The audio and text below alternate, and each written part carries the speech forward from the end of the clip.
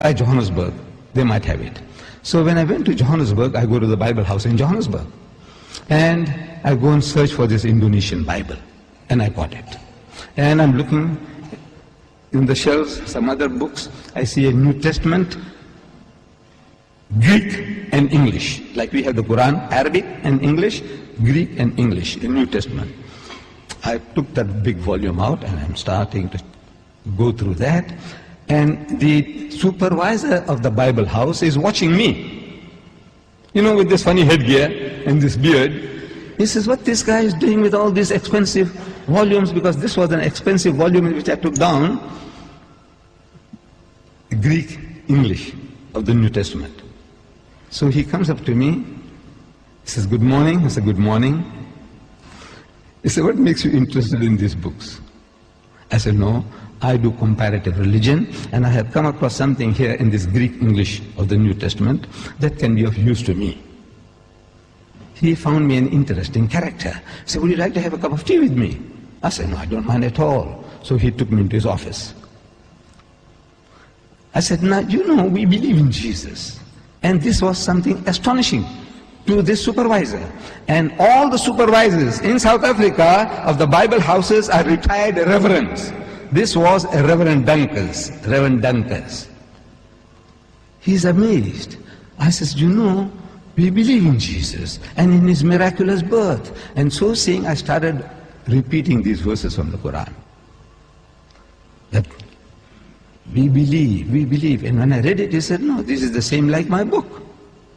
What you are saying now, that when the good news is given to Mary, the mother of Jesus, in the Holy Quran, she says, قَالَتْ رَبِّ أَنَّ يَكُونُ لِي وَلَدٌ وَلَمْ يَمْسَسْنِي بَشَرٌ. She said, oh my Lord, how can I have a child when no man has touched me? Which means physically, sexually. No man has touched me. So the angel says, قَالَ كَذَلِكَ اللَّهُ يَخْلُقُ مَا يَشَاءُ. Even so, Allah creates what He wills. إِذَا قَضَى أَمْرًا فَإِنَّمَا يَقُولُ لَهُ كُن فَيَكُونُ. Whenever He decrees a matter, He merely says to it, be, and He wills it and the thing comes into being. So the Reverend says, man, this is the same as my book. I said, yes, on the face of it, it's the same. But if you look at it intently, you'll find the difference between my version and your version is chalk and cheese. You people know chalk and cheese? You know the difference between chalk and cheese? The Canadians didn't know. The Canadians, I'm telling you, when I went to Canada, I spoke about chalk and cheese. They didn't hear that phrase before. We, the English people in South Africa, we know, everybody knows chalk and cheese. Chalk and cheese may look like white, but it says that's poles apart. You can't eat chalk, but you can eat cheese. You know? But the Canadians didn't know. The Canadians didn't know. I'm telling you. I don't know whether you people know. Difference between chalk and cheese. The poles are, in other words, poles apart. So he said, how?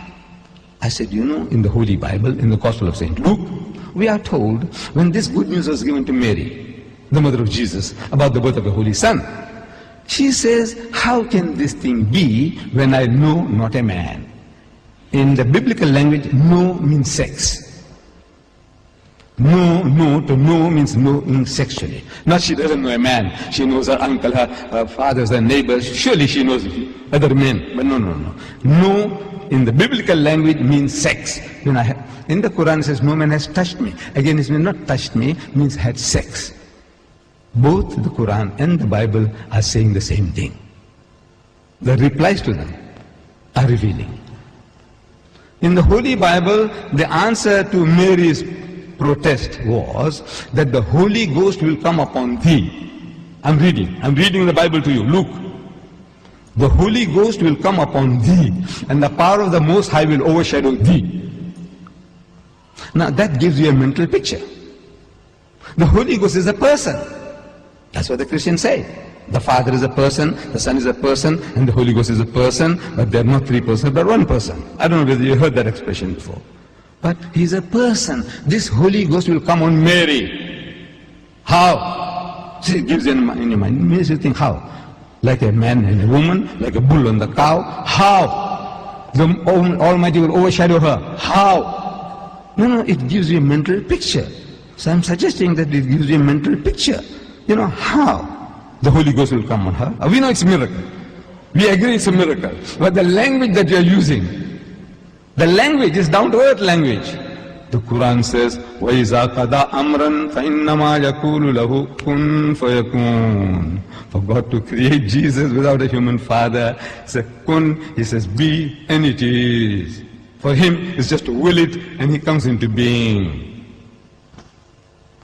So, I'm asking the Reverend, I said, now, between these two versions, we are both trying to say the same thing. We are both trying to give the same message, that he was born miraculously. There's no doubt about that.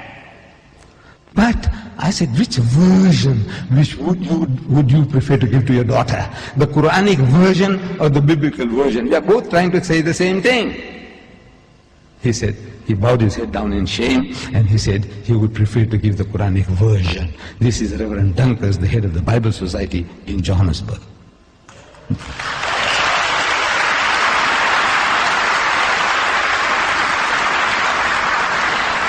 You show this to your Christian friends and neighbors, your employers, your employees, and you see what happens. If they start being funny, then I will show you other ways. Then is the other method. But otherwise, this is how Allah expects us to talk to them, share with them. So the story is that in these verses, the story is that the mother of Mary, she was barren for a long period of time. And she prayed to God. So, oh my Lord, if you give me a child, I'll devote my child for temple services, for your service. I will dedicate her. And God heard her prayer, and she became pregnant from her husband. And in time she delivered the child. And the child happened to be a female. And she was disappointed. She had vowed that child she will dedicate, imagining, thinking it will be a son, a male. But it happened to be a female. What is she to do? She had vowed. So she buys her time when Mary was big enough that she can look after herself, her toiletries and all that. She takes this child to the temple for handing over. And the priest in the temple of Jerusalem, they're seeing this beautiful child. Everybody wants to be a godfather. You know godfather? That's how the Westerners say, to look after the child as his own. Everyone says, look, I'll look after the child. The other one says, I'll be the godfather. I'll look after the child. And there's competition. So they started casting lots. Head or tail, head or tail. And it came to the turn of Zechariah. Zechariah won the toss. The father of John the Baptist. He won the toss. But in things like this, there's always a dispute. You say, you didn't play fair. You didn't throw the dice nicely. So there was a dispute. So the Quran says, the Quran tells us that, oh Muhammad, you were not there when they cast lots with arrows as to which of them should be charged with the care of Mary, nor was thou with them when they disputed the point. How do you know these things? How does Muhammad know? He is an illiterate man, a man who doesn't know how to read or write. How does he know this? So Allah gives the answer. كَذَلِكَ مِنْ أَنْبَاءِ الْغَيْبِ نُوحِيهِ إِلَيْكَ. This is part of the tidings of the things unseen, which we reveal unto thee, O messenger, by inspiration. This is how he got this knowledge. Whatever is given to him, he's got no choice, he's got to utter them. That Mary, a Jewess, the mother of Jesus, she is a woman chosen above the women of all nations. It doesn't make sense. When the Jews were looking down upon the Arabs for 3,000 years, do you know that? They said Father Abraham had two wives, Sarah and Hajara. Sarah and Hagar. We, the Jews, they say we are the children of Sarah. The first son through Abraham, Isaac. And from Isaac to Jacob, and Jacob to Judas, and Judas and his brethren, the 12 tribes of Israel, Jacob and all 12 tribes of Israel, and we are the Jews, the chosen people, coming from this noble ancestry of Abraham through Isaac. Ishmael is the son of Hagar, Bibi Hajara. Ishmael is the first son, and through him the Arabs. They are cousins. Father Abraham is the father of the Jews as well as the Arabs. But the Jews have been looking down upon the Arabs for 3,000 years, that these Arabs are Hagarenes. In the literature they call the Arabs Hagarenes, means the children of Hagar.